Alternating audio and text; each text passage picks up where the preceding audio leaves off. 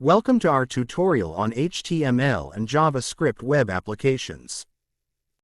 Today, we will design a web application to generate Unicode symbols using buttons and inputs. These symbols are used in various data presentation tools such as Power BI. We will also publish this application online on our website. At the end of the tutorial, we will demonstrate the use of these symbols in Power BI. So let's start. Create a new text document and rename it to Unicode Symbols Generator. Change its extension to .html and apply the changes. Now, open it in a text editor, preferably a code editor such as Visual Studio Code or Notepad++. We will use Visual Studio Code.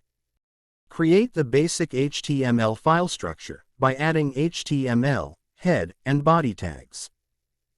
And save the file.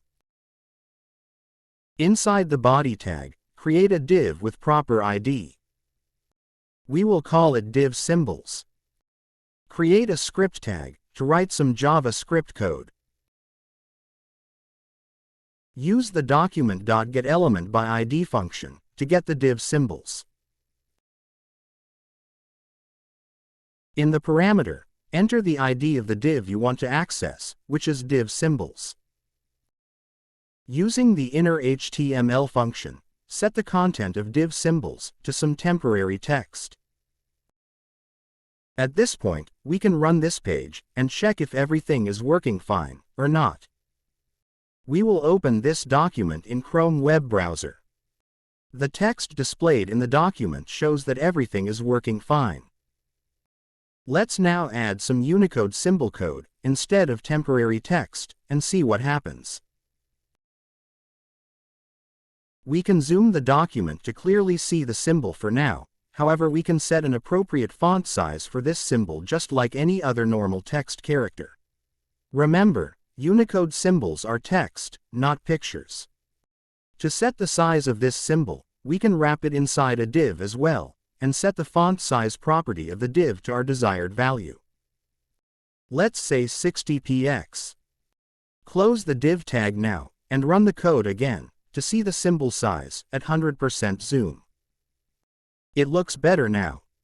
And the zoom is 100%. We want to generate many symbols at once, therefore we will add a loop in our JavaScript code. Let's set the initial iteration of our loop to 256. Our symbol generating code should be inside the loop. Now we can use this variable I to replace the hard-coded Unicode number. After which, at each iteration, the value of variable I will be used as Unicode number. We will also include the existing HTML of div symbol, so previously generated symbols are not replaced after an iteration. We can now test our code. Symbols are not generated, therefore there could be a problem with our code. To trace the problem, right-click anywhere on the page, and click on the Inspect button. The error should be listed in the console section. It may be misleading sometimes, but it mostly points to the right direction. Back to our code, we can see that the bracket is underlined. And a quick look is enough to see that we put comma instead of semicolon. After correcting the error, run the code again, and see what happens. And we have successfully generated Unicode symbols from 0 to 256. Let's change the range of symbols by changing the values of variable I in our loop. Run the code again, and as you can see we have generated 500 different Unicode symbols. This way, we can give any numbers to our loop, and it will generate Unicode symbols in that range. Let's also add the Unicode number along with the Unicode symbol by adding another div around the existing div and including the variable I inside that div tag. After including the variable I, close the div tag. Now we can run the code and see if the Unicode numbers are added to the symbols or not. To make the symbols and numbers more symmetrical and visually appealing, we can use the text align option to align them to the center of the outer div. Now they are at the center of the page as well, in a single column. Let's make another change. Let's set the float option to left to change the single column to multiple columns, making the Unicode symbols appear in a grid or tiles instead of a single column.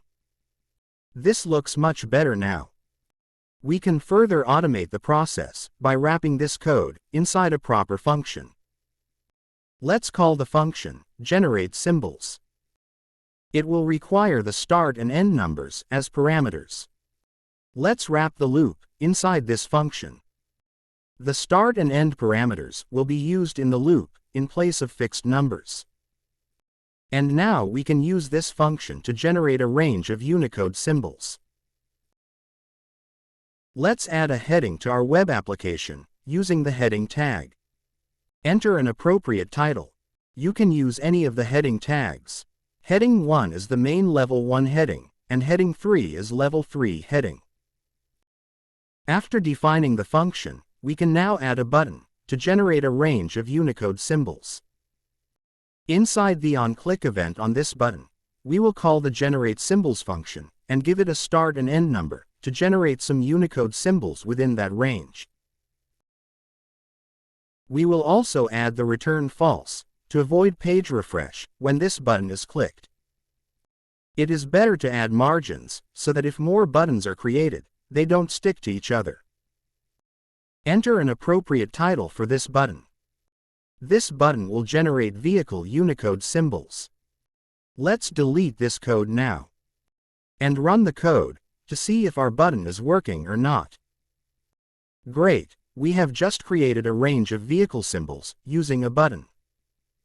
However, symbols should not add to existing symbols each time button is clicked.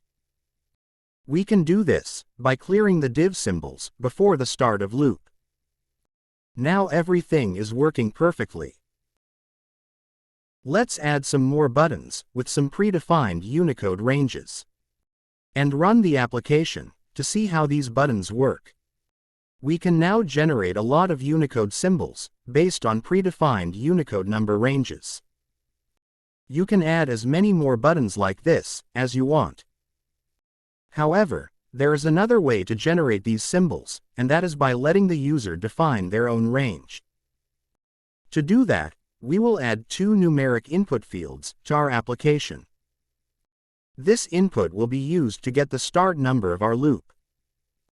Define number as the type of input. The name attribute is not necessary here, and you can skip if you like. Select 1 as minimum value and a very large number as maximum value for the input control. You can define a default value for your input control using the value attribute. Our input control to capture the start number for our Unicode symbols range is now complete. We will copy this control and paste it below to modify and use the same to get the end number as well. We just have to change its ID and the default value. We now have two input controls to let the user define their own start and end values.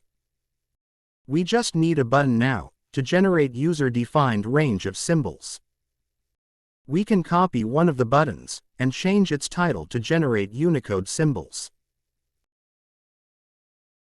In the start and end parameters, we can now use values from input controls instead of fixed numbers.